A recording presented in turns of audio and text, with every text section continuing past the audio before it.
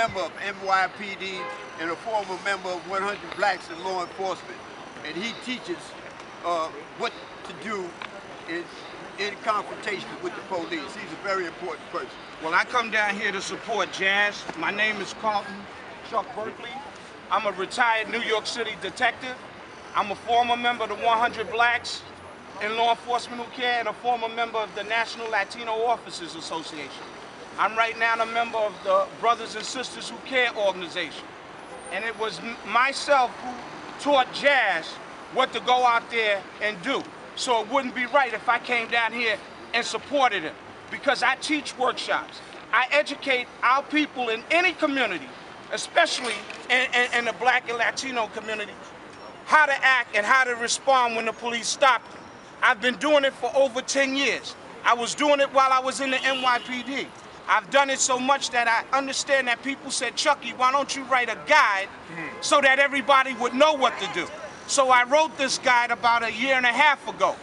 Jazz went over it, and in this book it tells you what to do when stopped by the police. Whether you're walking in the street, whether you're driving your car, when the police break in your house, because if they don't have a search warrant and go in there legally, what they are doing is breaking in your house. So what I did was I told Jazz, and Jazz has done it. He's come out with his camera, because as a former cop, whenever a cop crosses the line, he is no longer a cop. He is a criminal, right? And he should be treated as such. So when we can get our community to stand up against this abuse of stop, question, and frisk, because I'm not trying to handcuff the police. I did the job for 20 years. Stop, question, and frisk is a valuable tool that can be used by the police for justice, though, not to criminalize people. And that's what most of these stop, question, and frisk has led up to. It's almost 800,000 with this year, but you also got to remember, these are the numbers that NYPD does not want to give up. We're going by NYPD numbers. I'm here to tell you that during my 20 years, when cops have filled out these stop, question, and frisk reports, right, some of them wasn't handed in, all right? So we don't have a correct number, all right? And if you remember, NYPD was sued to give up this information, and they still haven't given up this information. Right. So what does that say about Kelly? Because it starts from the top.